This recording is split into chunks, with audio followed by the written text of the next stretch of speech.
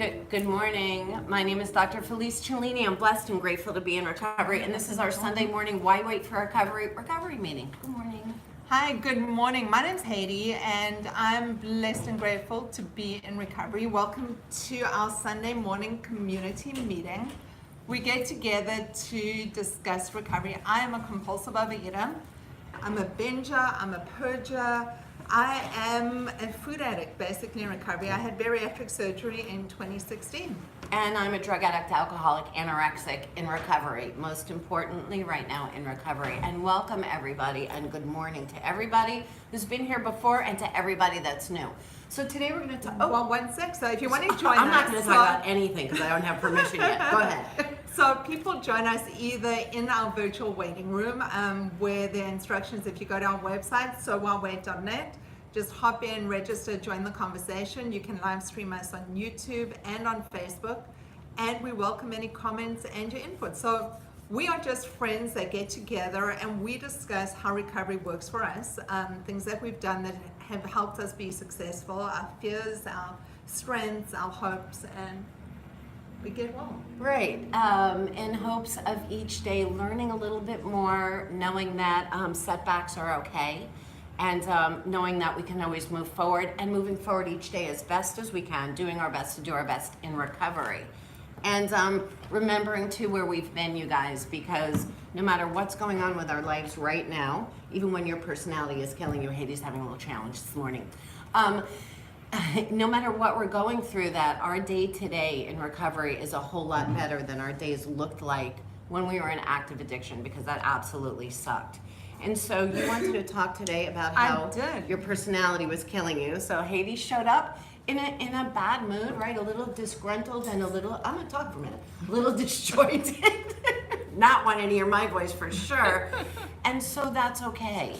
And so remember, it's not going to be that every day that we wake up and say, hey, you know what, life is wonderful and I'm farting rainbows and recovery's so amazing and I love my life, and sometimes we're going to wake up like human beings or go through something in the day and we're going to feel like human beings, and we're going to have a setback, a little bit of an ouch or a little bit of sadness or a little bit of pissed off, and that's okay. And what we're going to learn in recovery is that we can choose to stay there as long as we want, or we can choose to reach out, get a little bit of help, maybe give somebody else our 15 seconds worth of drama or angst or whatever it is that we're carrying around, and learn to change our perspective so that we could change the way that we're feeling so that we don't pick up. So that was your cue to talk. But oh, it is. Yes. Okay. So I just, so the reason I wanted to go through this is, I was thinking, as an addict, I'm highly sensitive, and I know I'm different than other people. This has been one of the things. It doesn't take me, most of the things that piss me off are the thoughts that I think. It's not necessarily the stuff that's going on around me, because when I was using, and I was in active addiction, and for us as food addicts, that sounds weird because using doesn't look like someone who's using heroin. We still show up and do the things that we need to do, but we still are in active addiction if we are using those things that make us crazy. And when we talk about using in our room, it could be anything. It could be food, it could be sex, it could be drugs, it could be gambling, or anything. It's anything that creates that obsession and that compulsion. That's all we're focusing on. That's keeping us sick and suffering and feeling demoralized and basically hating ourselves. Right, and living in that shame and that guilt, that perpetual cycle. And when I'm in that, then I'm diverting, and it becomes looking more at what you're doing and what my husband's doing and the kids are doing and why they're doing this to piss me off, and why did you say what you said to me? Don't you know that I don't deserve to hear it? She really feels that way. No, I really do at certain times. So this morning I couldn't find the iPad, and I'm going, fuck, why did my husband hide it from me? I mean, that's my thought. He didn't have anything to do with it because it's where I left it, but that was my first thought. So the thing is, I always used to, when my weight's gone up and down, and it's really not about the weight, but I used to tell myself that I was fat and happy. I was a fat, happy, fun chick to be around. And when I lost the weight, I thought I lost my personality, until I realized it's my personality that's actually killing me at the end of the day. It's my personality that makes me that I justify why it's okay to have these crazy thoughts. I mean, ultimately. Yeah, and so you guys remember, so I love quotes, and so we don't look at the world the way that it is. We look at the world the way that we are. So when I show up and my intention is to see what's the best thing, I come to a meeting, let's say, and I say, you know what, today I'm going to take a look at what's going on in this meeting and what's going to be my take home. And what does somebody have to say? And what do I get to share?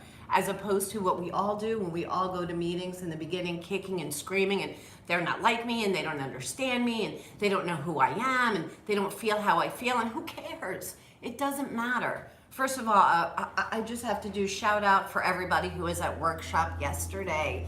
You guys are amazing, and Thursday. And Thursday. Yeah, we haven't got together since then. Yeah, and the strength and the courage that it takes to show up, say the things that we say, and work on the things that we work on, and decide to do that hard work, to get well no matter what, to have the willingness to work through the no matter what's. Man, I'm like a proud mom, really. For all of you guys that show up, do your best to do your best. Say the things that you have to say without pretense and with knowing just that you're there, and no matter how much it hurts or how hard it is. That, shout out to Susan, best mom ever, who always says transition sucks, but it's amazing when you get to the other side. And recovery is about we're never going to get to the end of that road, but getting to the other side where the path is a lot easier to walk down. The amazing thing with what we do and the people that we meet, everyone's at a different stage of recovery. People come in with different mindsets and reasons for why they actually walked into this room. And I learn from everyone. I learn from people who have one day clean, and people who are struggling to get there, and people who have had years clean.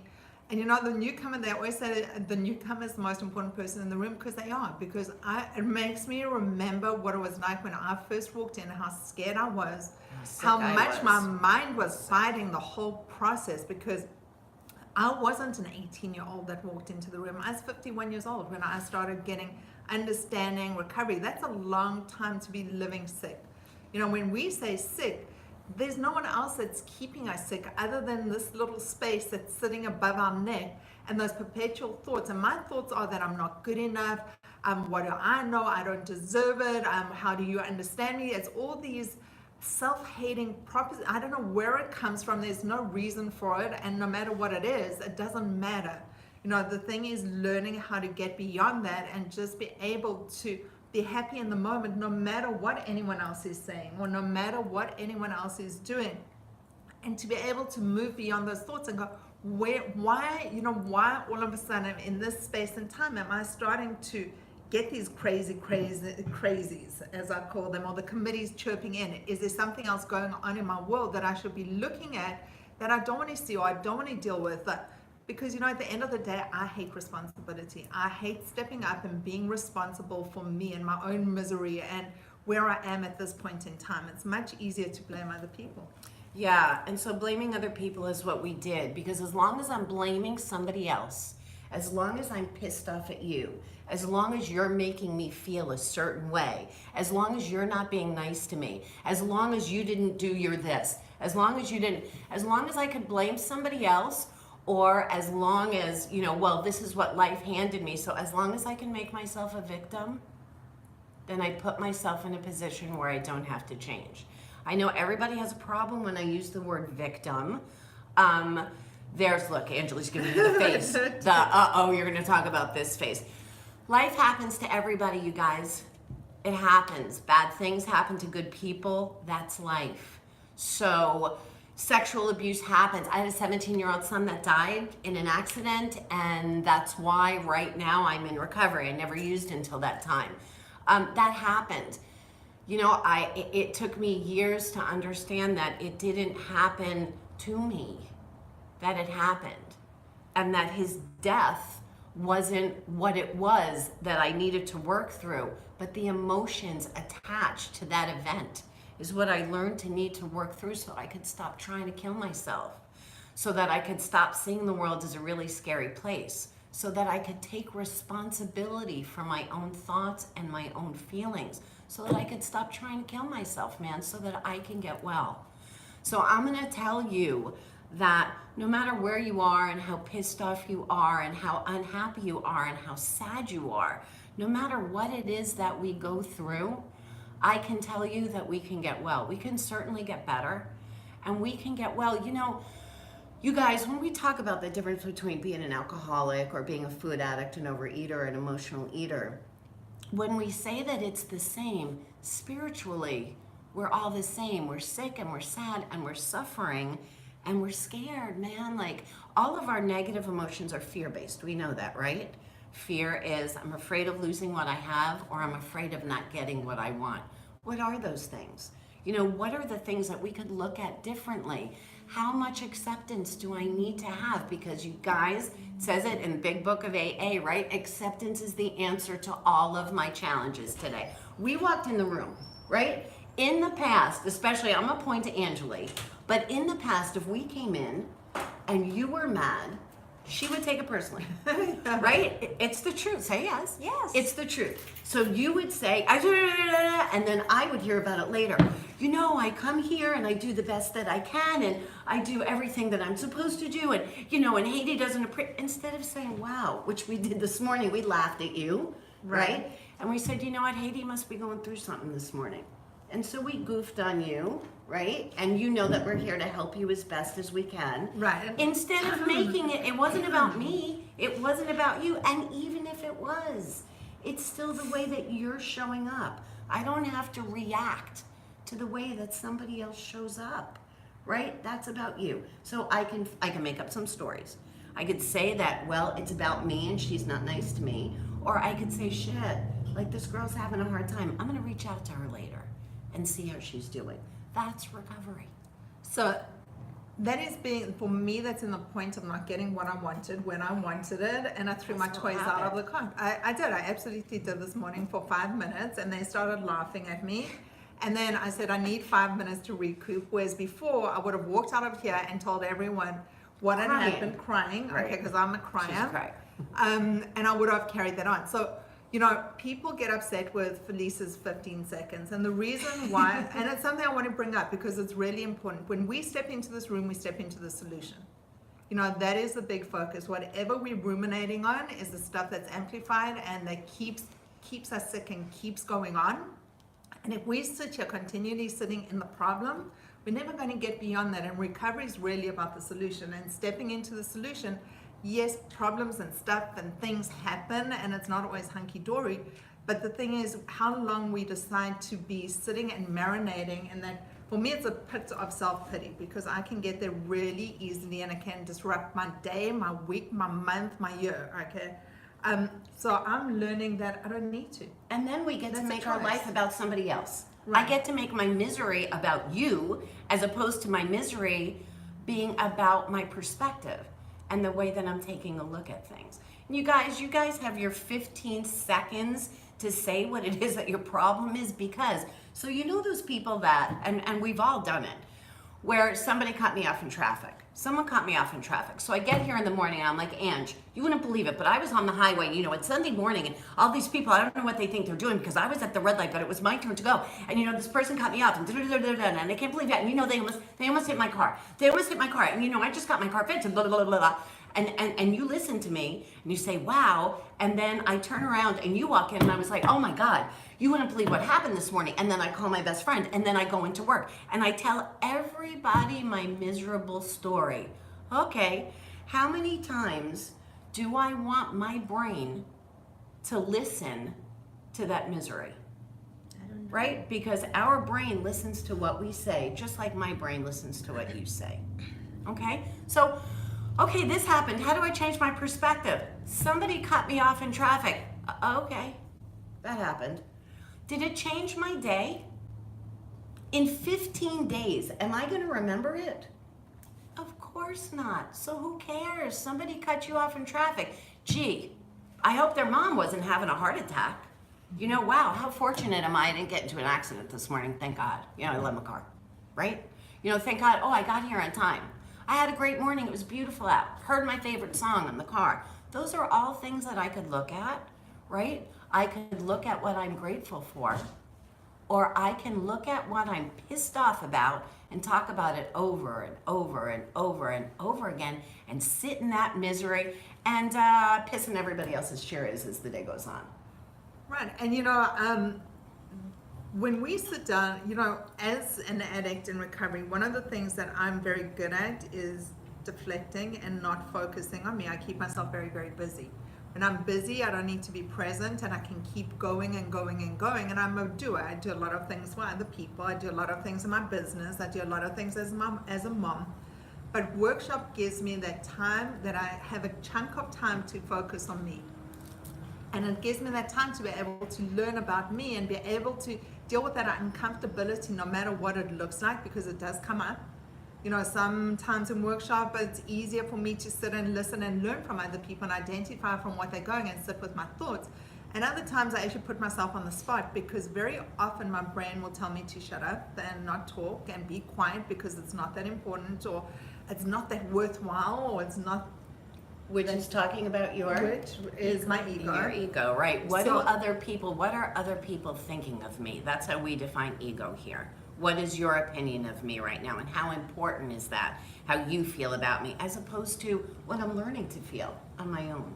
So I feel tremendous love for people that make that leap and actually jump into a workshop. And I've watched people grow in the time that we've been doing this. We've been live streaming for a year and a half, actually nearly, it's just 17 months.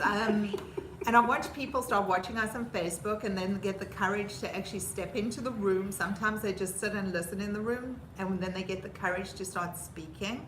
And then I see them get into workshop, and then I really watch them start growing. And I'd love to touch base with some of the people who firstly stepped into Thursday's workshop, and then just get some feedback from both of the workshops, because they were both very, very different. And Thursday was about stopping but not staying stopped, because for most of us as addicts, and a lot of us as food addicts, we can diet and be really good for a period of time, or have that bariatric surgery and lose that weight for a period of time, and then get what we wanted, and then sabotage ourselves, essentially be really bad, and keep this yo-yo going of insanity. And it really is a yo-yo of insanity until we start doing something different. Right, and you guys, you're going to remember that doing something different is never going to be about the weight, right? It's going to be about getting well. It's going to be about not being so spiritually sick. It's going to be about getting some happy, right? Waking up in the morning with a different perspective and learning how to choose to be happy, so that we don't walk around with the miserable self that we were walking around with before. And it's got nothing to do with the latest diet. And It doesn't? No. So it doesn't matter what your doctor or your nutritionist told you to do. Do what they told you to do. As long as you know the things that you're not supposed to be putting into your body, because I know what my trigger foods are, essentially. So I'm going to call out a couple of people that were Sure, here yesterday. please. Bonnie, I'm going to start with you, because I'm not going to give you time to think this morning. So good morning. I'm really glad that you're here. So we talked yesterday about using a whole lot of words, because words sound pretty, as opposed to saying, this is how I feel and this is the way that I'm looking at the world right now, and either I need help, or I'm scared, or I'm happy, or using some kind of feeling thing. So thanks for sharing yesterday, and thanks for letting me get all over your case and showing up again this morning, which shows that you're willing no matter what. So good job, you. I wasn't sure if you were going to come to the meeting this morning. How are you this morning? I'm good. I did enjoy seeing that. And what She was says as she's flipping me the bird under the table. no, I love my words. I do. Yes, you do. They do give me comfort, and I saw that. So it was good, because I'd rather have words give me comfort than food. Good. So that was really powerful. So I had a great opportunity when we left. A facilitator of a project connected me. She wanted to bring the project back to Florida, and I said, no, it doesn't work for me to work with you. Okay. And then we started getting into words, and then I said, you know what, I'm really angry with you, how blah, blah, blah. And it was like great to just say I'm angry with you, because I don't get my anger out.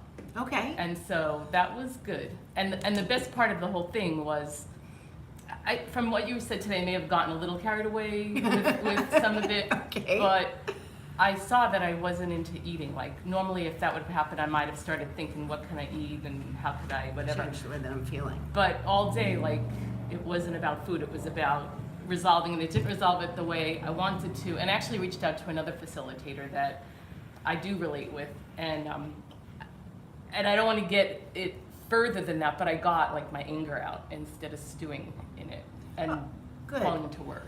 Good. And so a lot of times we won't say we're angry because we're afraid of what the other person's going to think, right? Uh-oh, what happens if I say that they're angry? Maybe I'm going to piss somebody off. Oh, okay. Yeah. So somebody else gets mad. Okay, you're allowed to get mad at me. I don't care. Right? That's about you. It's not about me. She laughs because it makes her crazy when I say, I don't care. I don't care. It doesn't change my day. It just means that you're wherever you are. Right. I don't have to let that affect wherever I am. Right? Right. And so we're going to talk a little bit more, and we'll talk in workshop about when I'm feeling something, actually how to present to somebody else in the real world. Not in a room here where we could just show up and be who we are, but in the real world to help convey the way that we are feeling without backing somebody up, without putting somebody against the wall. When it's something like work where the interaction's important, because I don't want to get fired, right? Because somebody else has the power. And still do that and get my point across and not get me in trouble. Yeah. I think So good for you. the only thing I didn't, which I thought, and that's part of the growth, she came back and said, oh, I see you're really angry. This is good. Now I'm in the workshop, I'm like thinking, yeah. But with her, I'm thinking, fuck you.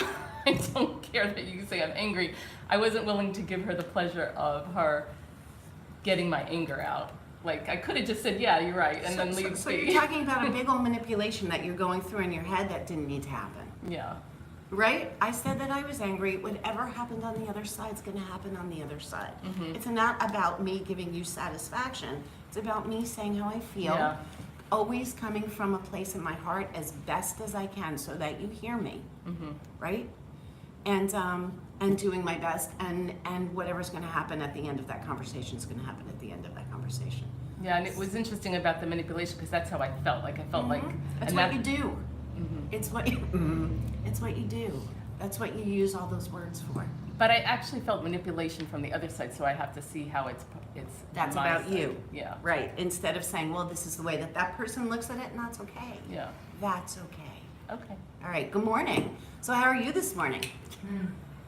Well, I haven't been clean since I probably walked to the store 2 months ago. Okay. Fair enough. Thanks for saying that. So you guys, we did this yesterday in workshop. So we say, right now I'm in active addiction. So say it, please. I'm in active addiction. Okay, congratulations.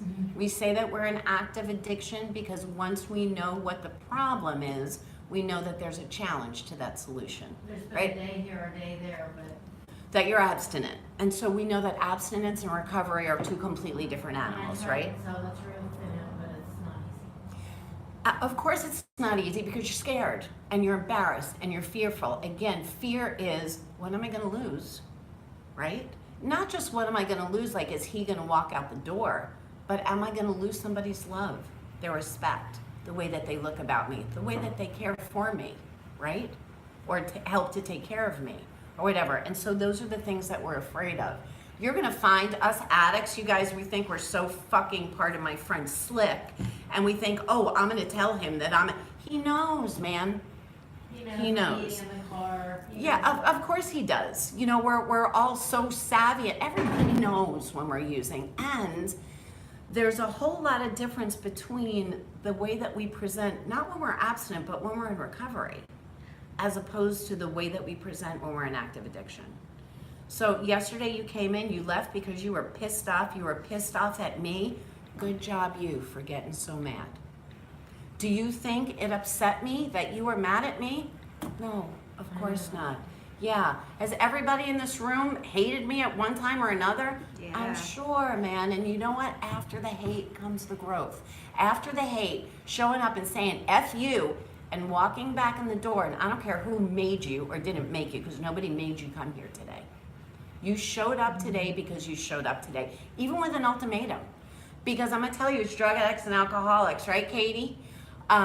We've shown up somewhere before and somebody else has said, get the F out of my house, or stop using, and we get the F out of the house. Right? So I'm glad that you showed up. My hope for you through this workshop is you're gonna learn that your anger's got nothing to do with me. And it's got nothing to do with him, and it's got nothing to do with your job, and all of that anger and frustration and fear, which is what all of that is, comes from inside of you. And that's what keeps you in active addiction. And you'll learn the difference between acceptance and boundaries, and you'll learn that acceptance for whatever you can't change is gonna be the way to go. And you're gonna learn, instead of to be pissed off, to look at things differently so you could get some happy, man. So you don't have to walk into a room pissed off. So, you know, in the room they say, pour me a drink. So that you don't have to walk around with pour me or feel like a victim no matter what's going on. Knowing that you can show up and be happy and be healthy and get rid of that state of dis-ease that you're in. So I'm glad you're back. Yeah? I just want to say something. I'm really proud of you. You know, kicking and screaming, and no matter what your head was telling you, you still showed up today. Right. And that's amazing. And because I say kudos to you, because it also takes me to the point of remembering where my life was governed by my feelings. Everything I did was according to my feelings and not necessarily what was best for me. Or what was really Or happening. what was really happening as well. Right. That became my whole world, and that was the way that I treated people and how I treated myself, because this is learning. You know, recovery for me has been the biggest learning and the biggest gift I've given myself, because I didn't know what it looked like or felt like before. I'd been doing the same thing over and over again for so long. So I just say, no matter what we're feeling or no matter what our head is telling us, that same head kept me sick for so long. And no matter what I'm feeling, I know the more I'm kicking and screaming on the inside, the more I have to do it, because my disease and my addiction has a voice that sounds exactly like me. And as you said, it's the only disease that tells us that we don't have That we're it. not sick. Right? It's the only disease that tells us that we don't have a disease. No, Right. I know I have a problem. We're fine. If he would change the way that he does this, I'll be better. That's not the way that the world works. If I change the way that I look at things, if I change my perspective, I'm gonna be better. Better meaning I'm gonna get some happy. And my hope for Whenever you, I eat better, I'm happier. but it's not It's about just automatic. eating. Of course it is, because you're feeling better, because your body physiologically is feeling better. Right. Spiritually, if you were better, you wouldn't pick up. Spiritually, if your I head don't was know how better. to get there. Right, so that's why you're here. That's why you're here. So I'm glad that you're here. You know, I've learned something else, that things that I do and things that I say actually happen in two ways. Like when it comes out of my mouth, I feel it in my body. So when I'm doing things that make me feel guilty and ashamed, I start getting that stomach ache, or I start getting that yucky feeling. And, you know, it's interesting because when I'm doing things that are spiritually healthy for me, I feel good on the inside. So it becomes like a two-way monitor that I'm able to feel things. And when I first stepped into the room, I couldn't look people in the face. I was so ashamed and so guilty, and I was sitting so much inside my own head, and that was that horrible feeling. So I'm also starting to learn to trust my gut more than my head. Yeah, and that's fear. And so, yeah, and so when we can step out of fear and step into our own reality and know that we're in charge of a whole lot of our feelings because of the way that because of our perspective, that's when we start to get well. And that's what I hope for you. So I'm glad that you're here this morning. Thank you. So, Marta, I'm going to hear from you because we haven't heard from you. Marta's another one who comes in here pissed off and arguing with me and kicking and screaming. So go, you got your 15 seconds this morning. Okay, so I went to see Phantom of the Opera last night. Okay, cool. So we went to Cheesecake Factory Uh-huh. first, Mm-hmm. and I ordered shrimp. Mm-hmm. Remember, you got 15 seconds, so. When it came, it was breaded and it was fried, and I ate it. Okay, so So you're then in I- active addiction. So say it. I'm in active addiction. Well, yeah, especially since I Say, don't- I'm in active addiction. I'm in active addiction. Okay. Because then I coupled that with a Moscato, and then we got to the place, and then I got an amaretto sour, and then just 2 more straight up amarettos, and Okay, so you're an active addiction. Okay, so we're not going to talk about the food a whole lot. And so that was a choice that you made. And by the way, it makes me a little insane when my patients come in and say that. So she just made herself a victim, you guys. She was a victim at the Cheesecake Factory because they cooked her food wrong. I'm going to tell you, I'm an anorexic. I send my food back all the time. I'm paying money for my food. You're going to make it exactly the way that I want it. That's the way that it is. Or take it off the bill because you know what? I ain't starving to death. And I can live with a salad if I don't have time to get my shrimp redone. Right? So you weren't any victim. Yesterday, so I want you to say, yesterday I made a decision and I chose to use. Say it. Say it. Yesterday, what? You made a decision. I'm an active addiction. I made a decision to use. But it's been 4 months Okay, since it's 4 Stop months. arguing with me. Yesterday I made a decision to use. Yesterday I made a decision. Great, congratulations. And so here's the thing. It's not about being a poor thing because we're not poor things. We're people who are intelligent thinking human beings who know that I get to make this decision and I get to show up this morning feeling like a piece of dog shit about myself. So congratulations for fucking yourself up. That's the way that we're going to learn to look at it. I have a choice. I tell the story all the time. I told it yesterday. Right. I'm going to tell it again. I was with Joe. My boyfriend is 24 years clean. I was with Joe. I had maybe a year and a half clean because I had just met him. And we were at Captiva, and it was Saturday morning, and it's 10 o'clock in the morning. And I swear, like, the 4-year-olds must have been drinking in the pool. Like, everybody was drinking pina coladas. And I turned around to him, and I said, you know, I can't believe that I can never drink. And he said, yeah, you can. And I was like, today I choose not to drink. And he's like, yeah, you might want to remember that. Staying clean is a choice that I make every day. You know, being in love with my children is a choice that I make every day. I wake up in the morning and I choose today to do my best for my kids. I wake up in the morning and I choose today to go to work. I wake up in the morning and I choose today to stay clean. I wake up in the morning and I choose today to do my best to do my best. And if I use, it's because I made a choice to use. You're not a victim. We've been talking about this because I've known you for a little bit, right? So we've been talking about this. The abstinence part has to happen to clear out the dopamine receptor. Liz, I gave an assignment to you, I gave an assignment to somebody else in workshop about listening to the 14-minute tape on the doctor on our website that talks about addiction, the dopamine receptor, and sugar. I want everybody to listen to it. Some people had an assignment to write about it. Our website, sowhywait.net, it's above us. Oh, it's above us. SoWhiteWait.net just got there. And where do you go? Here. SoWhiteWait.net. SoWhiteWait.net. It's in the doctor's corner. Are we writing under the comments? Because And you're going to write anywhere you want then to. you You will. could ask Katie, I don't know, or Angela. wherever. They know. Anywhere. Dopamine screwed up now. So It's listen. been 4 months. Yeah, so stop it. Look at me. Stop it. I don't care how long it's been.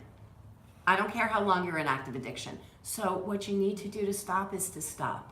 You know, the just say no part, believe it or not, you got to give those receptors a 7 to 10 days to clean out so that you could step into some kind of recovery. Because what happens right now is you get to not look at you at all, you get to look at your addiction. You didn't come in here and say, you know what, today I'm scared and I'm ashamed because I keep doing the same thing. Your story was about the food. It's not about the food. It's about who you are and where you are and what you're doing and why you're doing it. But unless we get clean, I showed up to many AA meetings drunk, man. I didn't get a whole lot of recovery those days, right? So we gotta let that dopamine receptor clean out. Again, go up to the website, sowhywait.net, and I want you to listen to it's about 14-minute tape under the doctor's corner about the dopamine receptor. Listen to it, learn a little bit more from somebody else than the person sitting up here that you decide to hate all the time or be pissed off at all the time. Learn a little bit physiologically, a little bit more about what's going on, and make a decision to get well so that you don't have to feel the way that you're feeling. Not so you don't have to be fat and not so you can fit into a size 5 jeans. but so you could get some more happy, man.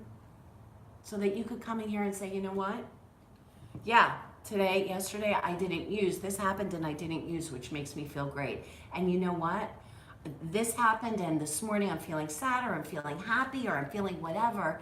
And we could start looking at you, and you could start looking at you and helping you, as opposed to the stuff that you're doing. Entiende? Yeah. Okay. All right, who's up in the corner? Karen. Oh, Karen. Oh, Karen's walking around probably with the Sarah. puppies. Sarah. Let's go the other corner. Okay. Christine. Okay. Christine, oh yeah. Hey Christine, I'll get to Sarah right after. Good morning. Good morning, how are you? I'm tired. Okay, Decided to join the meeting rather than just watch the meeting. good. And have been, I guess, working on some stuff. Are you in active addiction or are you abstinent?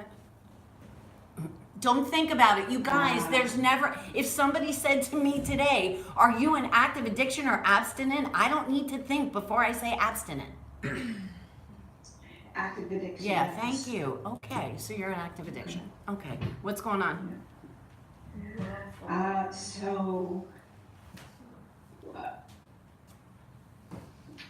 I guess I go through different periods of time where it's difficult to talk about what's going on. So Okay. just being part of the meeting and being here is progress for me.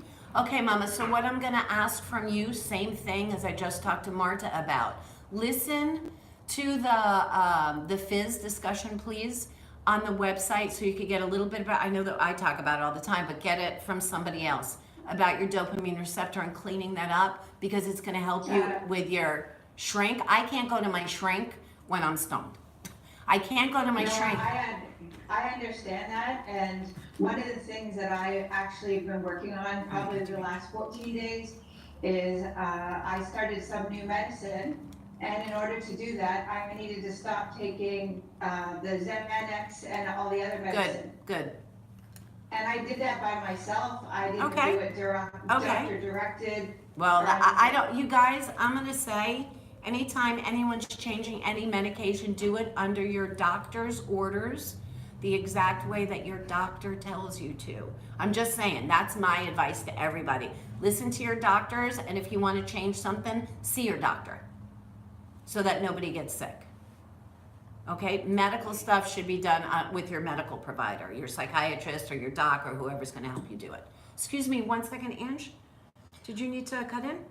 I didn't know if you had something. She can finish. I Okay. did have something to say. Okay, Absolutely, I agree, but my Good. doctor didn't know that I was going to do that. He didn't know I was going okay, to stop and so that start, you'll talk to your so. doctor about.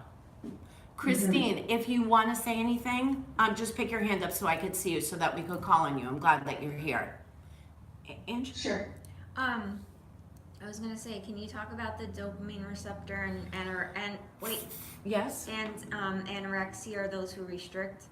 Yeah, and so I'm gonna ask you guys again to go ahead and listen to that tape with the dopamine receptor. There are different receptors in the brain. I'd have to do a whole workshop on it, which one day we'll do. So we'll do a workshop on the different receptors and endorphin and what happens to our bodies when we starve ourselves, and what happens to our bodies when we feed ourselves with something that's triggering one of the receptors in the brain. So I'm not gonna get into it too much, except I'm gonna tell you that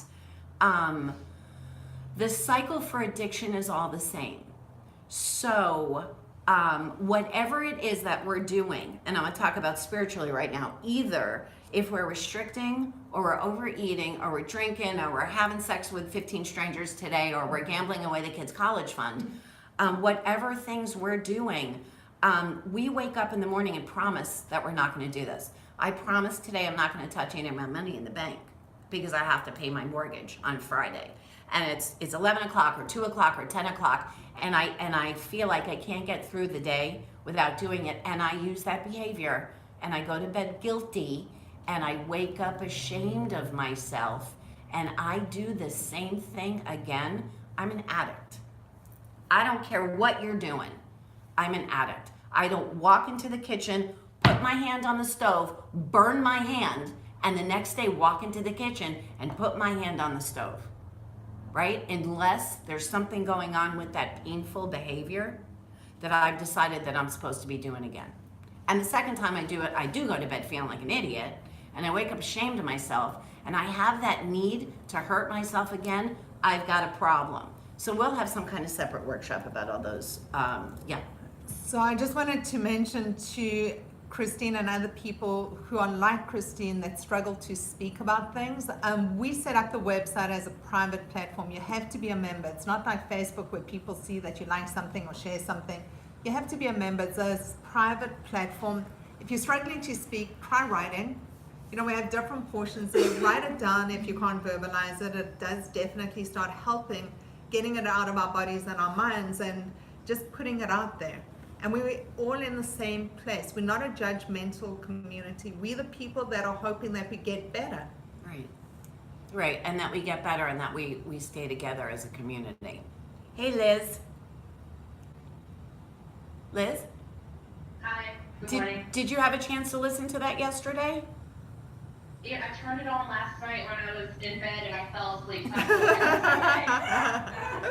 Okay, good. Liz. Yeah, good. Good for you. Good. How are you feeling today? So we talked yesterday about you listening to a nutritionist and the difference between you guys. By the way, when I'm in active addiction, I'm going to look to anybody that I possibly can who's going to let me know that it's okay for me to do a shot of tequila as long as I only do it twice a month. And if my brain knew what one shot of tequila looked like, I'd be in a whole lot of different places except sitting in this friggin' room with you guys on a Sunday morning and a Saturday morning and a Thursday night, right? Okay, and so we talked to you about changing the stuff that you're doing as far as cleaning out your dopamine receptor. And I'm gonna tell you, I know you, man. You're a tough chick, and as pissed off as you get is as hard as you work. And I know that this is something that you can do. I know it. Yeah, that was a great conversation yesterday, and I thought about it all day. I talked about it with my fiance last night, Girl. and today I'm really tired. I worked through that first chapter in the workbook, and it's a lot of work. Mhm. It's hard work. Mm-hmm. But I don't know what to say about it. Okay. It was a big eye opener, and I just want to say, I think that I was definitely looking at my nutritionist to give me permission, you know, to use something that I knew was Smart off girl. of the clean eating plan. Good girl. Off of what? Her clean eating.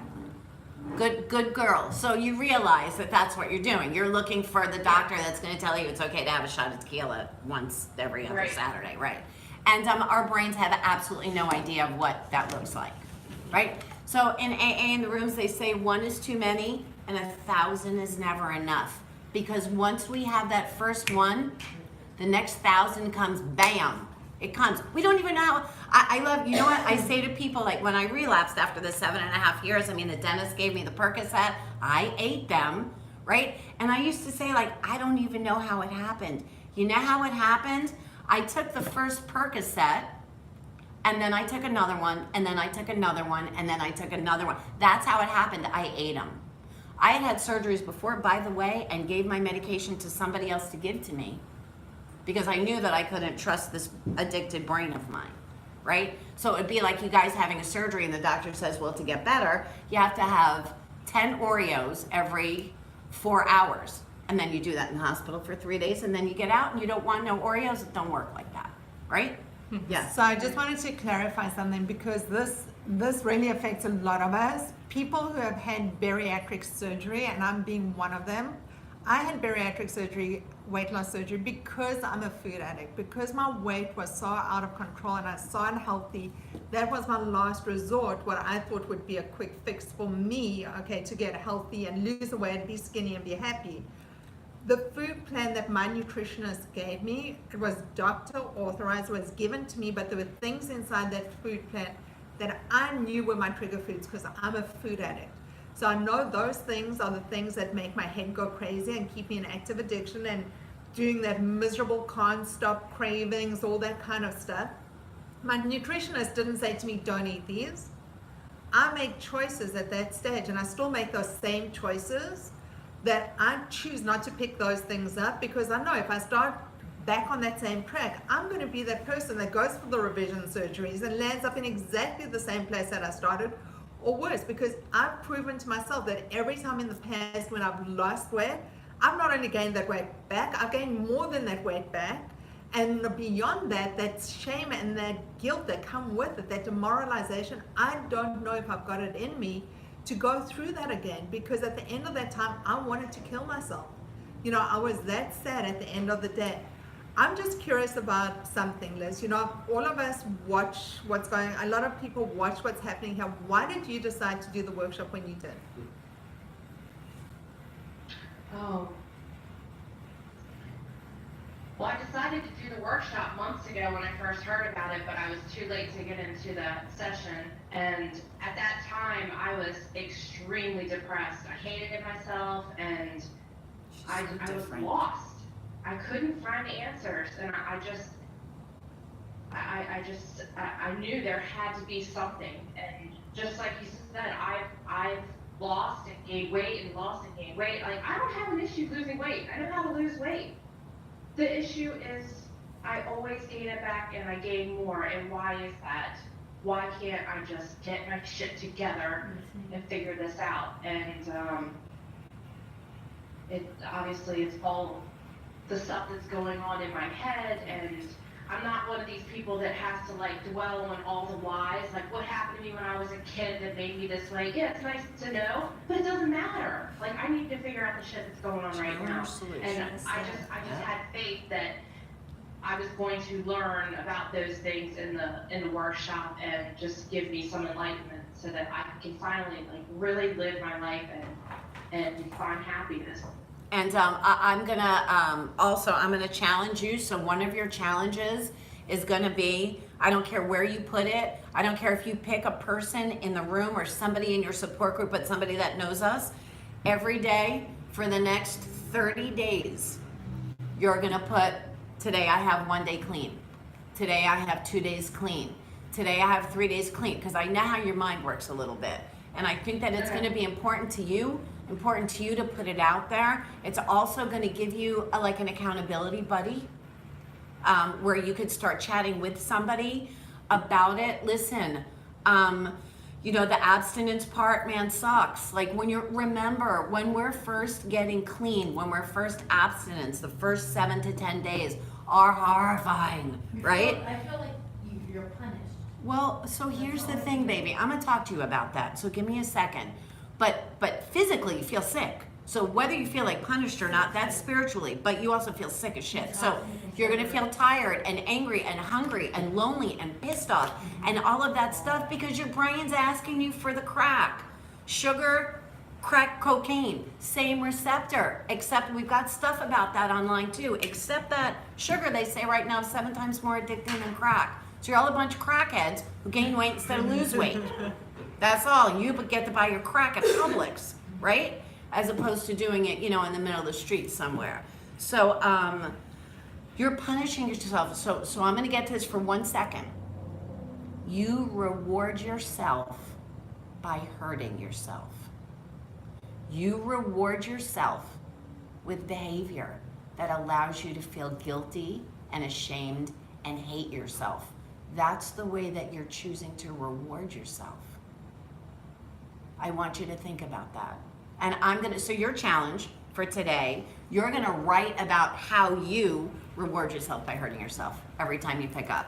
That's your challenge for today, and I want it online somewhere. So can we open this up? We've got on the website, it's got recovery. Yeah, there's a recovery tab. Whoever wants to jump on and do this as well, I think it's a great tool for anyone to actually start stepping into being abstinent and being accountable. Yeah, no, you're absolutely right. Thank you. Yeah, no, you're right. So HeiDE's right. So everybody who's in active addiction, I want to know how you're rewarding yourself by hurting yourself.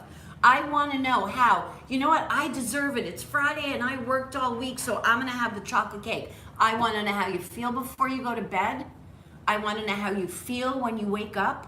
I want to know how you feel about yourself and why you choose to do the same thing again. Okay? Liz, I know that I gave you kudos yesterday, man, but kudos. You know, good job, you. Sarah. Good morning. Good, How are you? good morning. Are you still as afraid of me as you were on Thursday? Well, Oh. I love you and I love you. All right then. We have a love-hate relation. I just love you. I don't hate you, but that's okay. You're my army commander. All right. Good. I'm glad. Oops, I'm also in active addiction. Okay. But you know, I just realized that Felice, you just said that. I said, why was I able to have 13 months of abstinence several years ago? Because I had a sponsor and I had that accountability buddy, which I don't have now. So speaking only for myself, I don't have what it takes to just put it down on my own. And I am an honest person. So when I shared it with another human, I wanted to pick up the same way, but I knew that I had to be honest, so therefore I didn't pick up. Whereas now, I don't have any accountability, so I'm just my own worst enemy. So so that was very insightful, by the way. And you guys, if any of us could do this on our own, we wouldn't be here, right? We'd be out there doing it on our own at the beach. We live in Florida. So we are going to have another workshop that isn't going to be on Saturday morning. Katie, I know you can't come on Saturday morning. You can't come on Saturday morning, correct? Yeah. Correct. So we'll go ahead and have another workshop soon. It's in November. My boss said it's in November. So in November, because I'm not busy enough. Before Thanksgiving. Right, I think it's the 15th. Check the So can website. we It's do a that on Thursday. It's about holiday binging. I mean, it's just before Thanksgiving. It's a great time to do this. We're doing a workshop. And also, when you mention accountability, one of the reasons we started the What's Eating You community is that we have accountability 24/7, no matter where you are in the world. You're able to go in and just post it. You know, if we keep each other accountable, that's tremendous. And if we need help, we've got people that can give us that support and that love if we find that we are alone and hanging off a cliff. Right, someone to talk you back on. Yes. How do I feel pathetic if I have to call somebody. Well, you know what? Get over it. Get over it. How many people in this room think that asking for help is a sign of weakness? And how many people in this room did think that asking for help was a sign of weakness? Otherwise, when we were in active addiction, we would have said to anybody, help, help, I'm killing myself. Spiritually, I'm dying. Somebody help me. We walk around ego, right, Ange? We walk around ego. What is your opinion of me? Who gives a shit about what your opinion of me is? It doesn't make me who I am. You can't ask for help? Why? You feel pathetic? Why? Because you think I'm going to think you're pathetic? I'm going to think you're friggin' awesome if you reach out to somebody and say, I'm in the weeds right now, like I need some help. I'm going to think that that's awesome. Then my opinion of you shouldn't even matter to you. But switch your perspective. You're keeping yourself a victim that way. Instead of saying, I'm strong enough to ask for some help, right? That used to be the thing with men, right? You know, oh, they couldn't ask for help. Now every dude I know like cries and they ask for help. And you should see how they show up in my office, man. They cry when I do a finger stick to check their blood sugar. Like they're amazing, it's the truth. But yeah, ask for some help. Reach out. Are you in the workshop? No. Why? Why? You want to get some help? Thursdays are hard. Workshop is Saturday morning. And you know what? It's going to be as hard as you make it. And what do we talk about? A recovery is not for people who want it. Everybody wants it sometimes. It ain't for people who need it. Everybody needs recovery when you're in active addiction. It's for people who are willing to do whatever it takes to get well. That's the end of my discussion with you. You could talk to heidE later about starting the workshop on Saturday. I just wanted to also mention something. You know, for some of us who struggle with asking for help, which is a lot of us, it's amazing. Any of my friends would come to me and say, I need help, and I'll be on it, and I'll be the first one to help, and I'll be the first one to listen, and the first one to put myself out just to do it for them. But I can't be my own best friend. I treat myself differently than I treat my worst enemy. And when you're showing up and being authentic, and I'm not calling you out, I'm just saying. So we had workshop yesterday, and all of us are ridiculously real at workshop, and you were crying. Oh, yeah. And you were talking, and a couple of people in the group turned around to you and said, wow, like, thank you for letting me feel a little bit closer to you. And thank you for letting me know who you are a little bit. Thank you for letting me into your life a little bit. That makes people feel closer to us and better and safer around each other, right? That's how it makes people feel. I'm sorry that you missed it yesterday. Katie.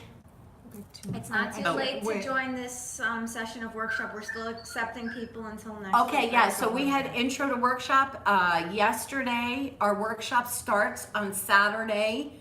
Sign up. We will take a couple more people, not too many. Right, but the only thing is you need to sign up today so I can get the workbook out to you tomorrow so you can have it in time to do your homework by next Saturday. I didn't get to Jess. Katie, I didn't get to you. You were at workshop Thursday. You were at workshop Thursday, right? And I didn't get to Karen. Yeah. How you feeling? I got a lot out of what you said. I needed to hear it this morning. I'm day 3 of Yay! Oh, Day we lost 3 her. abstinent. And we lost her. And she's gone. She has 3 days absent. She's done. She's cured, so she left the room. So I just wanted, 2 because we've got minutes. 2 minutes left, so I just wanted to encourage anyone who really is at that stage that they want to find they're happy and stop feeling, struggling and being in that misery. Workshop works. It is work, but it's the greatest gift you can give yourself. I'm learning to live life and enjoy life for where I am right this moment in time. And it's taken work. It's not something that comes naturally to me. You go to our website, sowhilewait.net, to sign up for our different sessions, whatever that learning looks like to you, and also to participate in our weekly meetings, because if something changes, we can email all of you and reach everyone at the same time. Also, we have certain suggestions, and it's come from friends. As food addicts, prepare your food in advance, post your food plans. This way you are accountable, you've got someone else who's looking over your shoulder, and also just accountable to yourself. We have a place for gratitude. Post your gratitude list every single day, no matter how much you don't want to. It's on the website. There's a tab in it. You do need to sign up because that's how we keep it private. All our learnings or our classes, it's a great resource. There are great videos there. There's great information. And up to you. Yeah, Katie, do your gratitude list every night, please. You guys, our gratitude lists are 3 things we're grateful for and our strength for the day. Okay, Karen, I'm sorry we didn't get to you. Jess and Karen will get to you guys first. We got to half a Katie.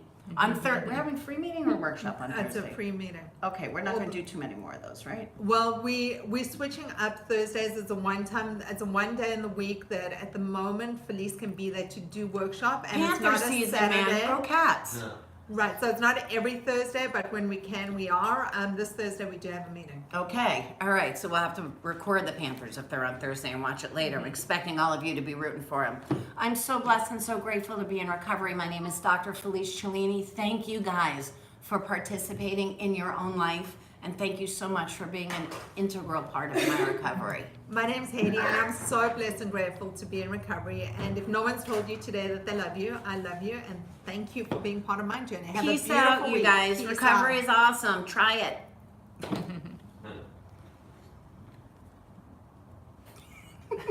Make it go away. My fingers are numb because I'm cold, so it's not good. Bye-bye. Bye. Bye. Karen, I'll talk to you later. And it's still streaming. Okay, that's good. And it's still going. Bye, you guys.